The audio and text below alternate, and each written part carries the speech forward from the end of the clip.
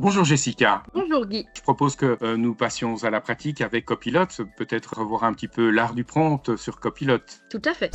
Donc, pour atteindre Copilot, on peut aller directement dans un navigateur, donc le navigateur de notre choix, et indiquer dans la barre d'adresse copilot.microsoft.com. En général, quand on met Copilot, on va retrouver directement la page. Lorsque l'on ouvre, si on est connecté, on ira directement travail, accéder à Copilot et on voit ici mon adresse ville de Bruxelles. Tandis que de l'autre côté, j'ai personnel et là, c'est si je veux me connecter avec mon Outlook privé ou mon Hotmail. Si on veut être au niveau RGPD, on va bien du côté travail. Je clique. Alors, nous voici donc dans Copilot où je vais pouvoir placer mon prompt. Donc moi, je l'ai déjà préalablement écrit, histoire de gagner un peu de temps. J'ai précisé au départ, j'ai mis enseignante en sciences, 3e secondaire en Belgique francophone. Pourquoi ? Il est important de contextualiser. On va parler aussi dans le domaine de l'IA de ce qu'on appelle la persona, donc donner un rôle à l'IA ou lui donner notre rôle, donc dans ce cas-ci, enseignant en sciences. Je vais préciser l'année et je vais aussi préciser, j'ai mis Belgique francophone, mais oui, le programme belge n'est pas le même que le programme français ou espagnol ou italien, donc il faut bien préciser le pays. Et en plus, chez nous, il faut encore donner une petite précision, étant donné que nous avons différentes régions avec ses programmes propres et même différents PO avec ses programmes propres. Il est important de le préciser. Ici, donc, j'ai mis Belgique francophone et j'aurais pu encore rajouter même Bruxelles, que j'enseignais à Bruxelles, et joindre le programme de la ville de Bruxelles. Donc tout ça va lui permettre d'être le plus proche possible de notre réalité par rapport à ses propositions. Je lui demande ensuite quelle est sa tâche, qu'est-ce qu'elle doit faire. Donc là, je lui dis de réaliser un plan de cours pour aborder la photosynthèse en 5 périodes de 50 minutes. Alors là, de nouveau, petite précision, j'ai mis 5 périodes de 50 minutes. Pourquoi pas juste 5 périodes ? Eh bien, parce que il y a certaines écoles où on a des périodes de 45 minutes, des écoles, on a des périodes de 50 minutes. Dans d'autres pays, on a des périodes de 1 heure et donc il faut lui préciser. Ensuite, je lui ai donné des petites contraintes. Donc, je lui ai dit ici que mes élèves avaient des difficultés en français. Donc, je lui demande de faire un petit point de précision à chaque fois sur le vocabulaire pour qu'il me le mette en évidence et qu'il me l'explique de manière explicite. Alors ça, c'est par rapport à mon contexte propre. Je connais mes élèves, je sais des éléments qui seraient intéressants d'être abordés ou en tout cas sur lesquels il faut insister durant mon plan de cours et donc je vais le préciser également dans mon prompt pour que cela ressorte. D'accord. Je termine mon prompt par présente le plan sous forme de tableau avec différentes colonnes et j'indique ce qu'il faut par colonne. Donc j'ai mis une colonne timing, une déroulée, une pour mettre en rapport avec la taxonomie de Bloom et une où on va retrouver les compétences et les attendus. Et je lui demande enfin de se baser sur le référentiel en pièces jointes et je vais lui charger leur nouveau référentiel du tronc commun. Quand je clique sur le plus, j'ai plusieurs propositions. Je peux aller chercher le référentiel dans mon OneDrive. S'il y est, je peux aller le chercher directement dans mon PC ou ajouter du contenu professionnel. C'est ce qui viendrait également via les Teams ou autres qu'on aurait pu partager. D'accord. Moi ici, je vais aller au niveau de mon ordinateur. Voilà, là il le charge. Une fois que ce dernier est chargé, il ne me reste plus qu'à cliquer sur la flèche pour lancer l'analyse de Copilot. Donc ce dernier va analyser mon document, se baser sur ce dernier, aller rechercher les pistes qui sont déjà disponibles sur Internet parce que une IA, cela va rechercher, condenser dans toute sa base de données les éléments qui ressortent le plus souvent sur une thématique et donc il va compiler tout ça et avec une série de calculs, pouvoir nous donner une réponse. Donc, pour résumer un bon prompt, tu dois donc spécifier le rôle de l'IA, sa tâche, les contraintes et puis aussi le format de réponse attendu, comme tu viens de le faire dans ce prompt. Donc, en tout cas, ce sont les 4 éléments minimum. Si on a un objectif bien précis en tête que l'on va devoir placer au niveau de notre prompt. Le rôle, l'identité, le contexte, la discipline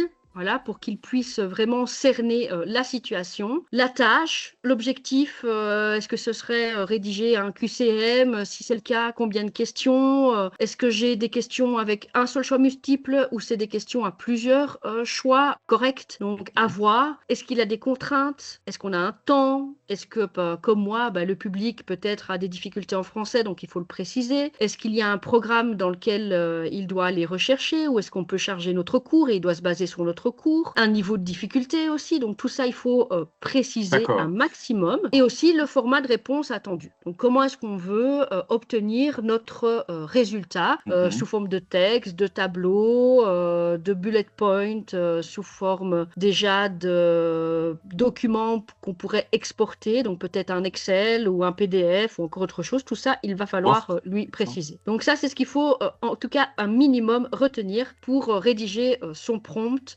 lorsqu'on veut faire une interaction efficace. Est-ce qu'on peut voir peut-être la réponse de l'IA par rapport à ta question précédente?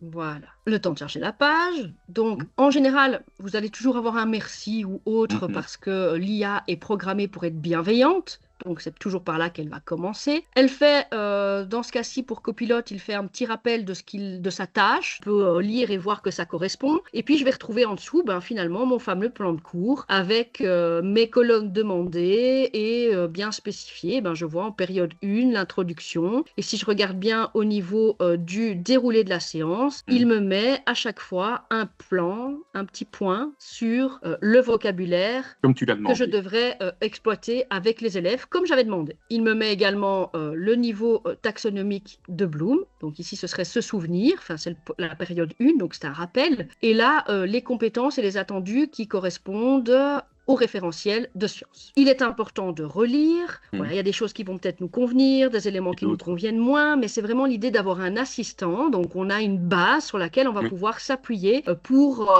développer, dans ce cas-ci, notre leçon. Après, il peut nous proposer d'autres choses, comme des fiches élèves, des supports visuels, des activités différenciées pour les élèves en difficulté, etc. Donc, on a la possibilité de continuer sur cette conversation. Je pourrais tout simplement, voilà, si je veux une petite fiche explicative de ce vocabulaire, je vais le copier et je vais lui mettre rédige la fiche élève pour ce point, de petits points là.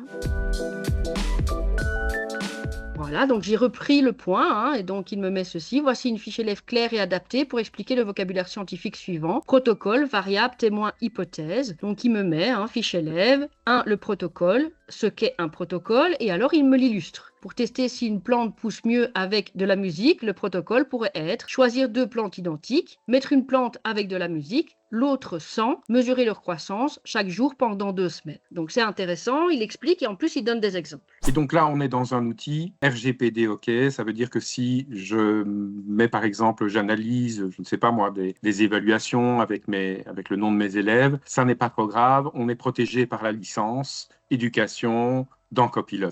Alors, oui, en effet, on est protégé par cette licence, l'idée qu'il y a cet accord de protection des données. Maintenant, par habitude, je conseillerais toujours quand même d'anonymiser. Donc, c'est l'idéal. En parlant avec une IA, en stockant des données, on n'a pas toujours indiqué que les données de nos élèves serviraient dans une IA. Donc, c'est vraiment, je pense que l'idéal, c'est de rester dans l'anonymat, mais on sait dans ce cas-ci qu'on est bon. Quand il s'agit par contre de petites productions pédagogiques, comme un plan de leçon, on peut peut-être envisager de faire ça également dans un autre outil, peut-être par comparaison, mais tout en sachant que dans un autre outil, on ne sera pas protégé par une licence éducation. Tout à fait. Ici, le document que j'avais ajouté, le référentiel de sciences, c'est un document qu'on peut retrouver sur Internet. Il est public. Oui. Il est disponible, il est déjà disponible pour les intelligences artificielles. La question que le prompt que j'ai rédigé ici, j'aurais pu le rédiger dans une autre IA sans difficulté au niveau du RGPD. Quand on veut exploiter des documents tels que des référentiels, un outil que l'on aime bien, mes collègues et moi-même, s'appelle Notebook LM. Alors, Notebook LM, de Google. c'est ce dernier. Bien sûr, c'est une intelligence artificielle. C'est une intelligence artificielle ici qui est développée par Google. Donc, ça ne dépend pas de notre Microsoft 365. Ce n'est pas sur notre licence éducation et donc, il n'est pas RGPD. Donc ça, il faudra bien le retenir. Ici, je peux essayer Notebook. Moi, je l'ai déjà essayé, mais je dois me connecter. D'ailleurs, il va le faire automatiquement. Il faut savoir que ce n'est pas un outil qu'on peut utiliser sans compte. Donc la première fois, il va vous demander de vous créer un compte. Alors ici, je vais avoir ce qu'ils appellent des notebooks. Alors les notebooks, ce sont des blocs-notes. Je vais en créer un, voilà, je vais créer un notebook. Ce sont des blocs-notes dans lesquels on va pouvoir placer des sources, comme mon référentiel de sciences que je peux aller rechercher. Je vais même faire plus, je vais lui ajouter un deuxième document, je vais aller rechercher le FMTTN. Un autre référentiel très important. Un autre référentiel toujours public. Donc là, je lui ai mis 2 ressources, mais il faut savoir qu'au niveau de Notebook, on peut placer jusqu'à 50 sources dans lesquelles il va pouvoir aller piocher des informations, analyser ou croiser des informations. C'est ça qui est intéressant. Et si j'ai bien compris, il va rester dans ce périmètre-là. Il ne va pas aller chercher des informations sur Internet. Il restera dans les documents que j'aurai chargés dans l'application. C'est bien ça. Donc ici, il ne se base que sur les documents que l'on a placés dans sa base de données. Ça limite les erreurs, en fait. C'est ça. Limite, un peu comme j'avais dit, fais attention, Belgique francophone, etc. Là, il n'a pas le choix. Il est de toute façon dans le référentiel des sciences Wallonie-Bruxelles. Donc, il n'ira pas chercher ailleurs. Donc, ça, c'est déjà pas mal. Je peux lui mettre bien la même chose. J'aurais pu lui mettre de me générer un plan de cours.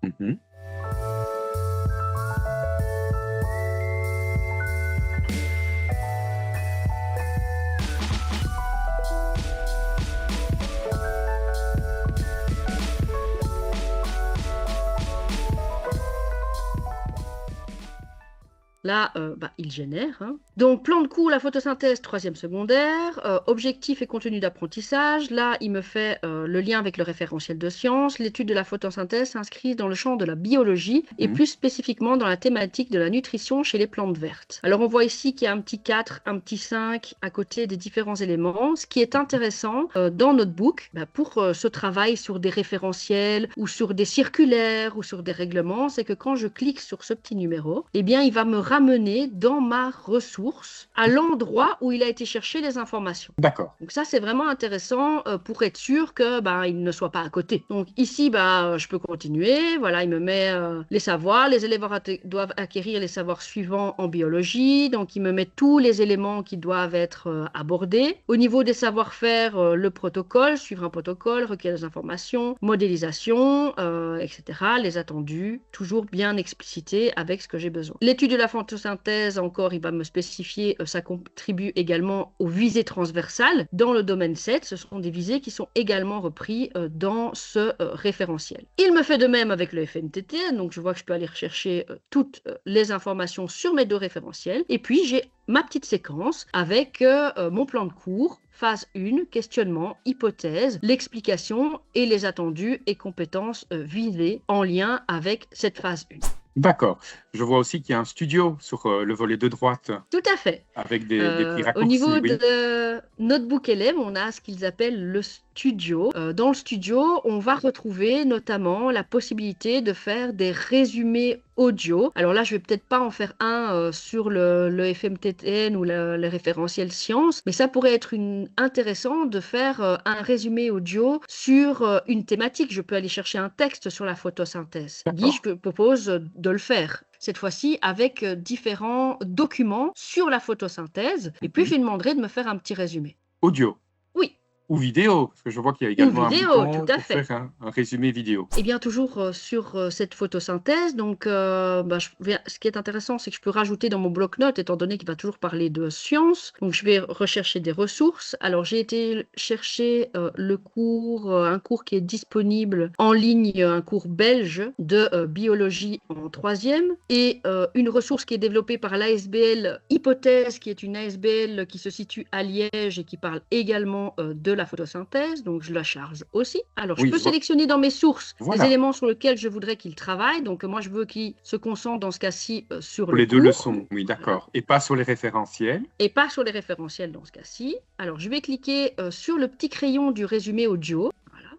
Quand je clique sur ce petit crayon, il me permet de dire, ben voilà, est-ce que je veux une analyse approfondie? Est-ce que je veux simplement un petit briefing, donc un aperçu condensé des différents éléments? Est-ce que je veux une critique d'un expert sur les sources? Donc l'expert, ben, ce sera l'IA, mais c'est l'idée qui prend ce rôle de critique. Ou alors un débat entre deux personnes. Je vais D'accord. aller sur l'analyse approfondie, mais je voudrais qu'il ne couvre que la photosynthèse, parce que notamment dans le cours biologie 3, ben, c'est le programme, c'est le cours complet de troisième année, ben, il n'y a pas que la photosynthèse. Je ne veux pas qu'il me fasse un résumé audio de tout.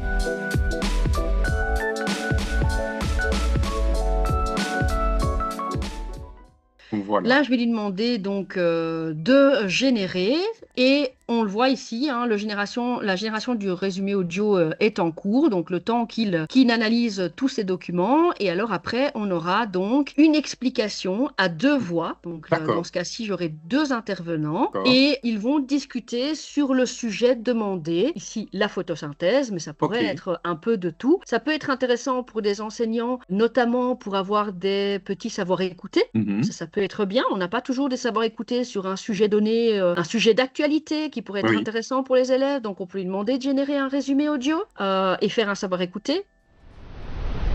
A few moments later. Alors voilà, il a terminé son analyse et donc généré le petit contenu audio. Alors pas si petit que ça, hein, quand on peut voir ici, il fait 12 minutes 18. Maintenant, j'aurais peut-être pu voir dans les paramètres si on ne pouvait pas faire quelque chose de plus court. Donc je vais vous faire écouter quelques extraits pour vous rendre compte de ce qui est possible, de la tonalité, parce que parfois on se dit oh oui, mais les voix IA, c'est pas terrible. Donc ben voilà ce que cela peut donner sur cette photosynthèse. Une question qui n'est pas nouvelle, hein. Pendant très longtemps, on a pensé, comme Aristote, que la plante tirait tout du sol. Point.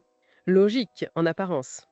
Oui, mais voilà, au XVIIe siècle, il y a eu cette expérience fameuse de Van Helmont. Ah.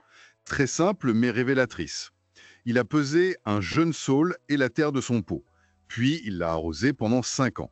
5 ans, d'accord. Et alors? Eh bien, l'arbre avait pris presque 75 kilos, alors que la terre, elle, n'avait perdu que quelques dizaines de grammes, une paille. Ah oui, quand même. Donc la conclusion était évidente. La masse de l'arbre ne venait pas principalement du sol. Ça a tout remis en question. Ça change tout, effectivement. Donc, si ce n'est pas la terre ou pas que la terre, qu'est-ce qu'il faut à une plante pour grandir? Nos sources sont claires là-dessus. Oui, elle liste les besoins essentiels. Il faut de l'eau, bien sûr, de la lumière, une certaine chaleur, de l'air, et quand même ces fameux sels minéraux du sol, même s'ils ne font pas la masse. Exactement. Commençons par l'eau et les minéraux, si tu veux bien. Ça se passe au niveau des racines. Oui, Voilà, donc là, on voit, il a été récupéré dans, enfin, on entend plutôt, il a été récupéré dans les documents tout ce qui concernait la plante et le fait qu'elle grandisse. C'est assez extraordinaire. Hein. C'est assez extraordinaire au niveau même de l'intonation, donc on n'est plus du tout aux voix robotiques comme on a pu connaître au début, et donc on peut vraiment créer quelque chose d'assez agréable pour nos élèves. Bien entendu, rien n'empêche de mettre des précisions. Ben là, j'ai mis ici, si je retourne dans le petit crayon, vous voyez, j'aurais pu mettre plus courte. Et donc D'accord. générer quelque chose de relativement court sur le sujet en lui-même, ou lui demander de ne parler uniquement que de certains points, ou encore d'analyser un autre chapitre. Ce qui peut être bien aussi, regardez, c'est au niveau de la langue. Je vois ici que je l'ai fait en français, mais D'accord. j'aurais très bien pu le générer en anglais, en néerlandais, en espagnol, en latin si on veut. Oh, oui. Et donc, ça peut être intéressant également pour soit des cours de langue, hein, pour avoir un Oui. support aussi de savoir écouter, ou tout simplement pour des enfants qui sont allophones.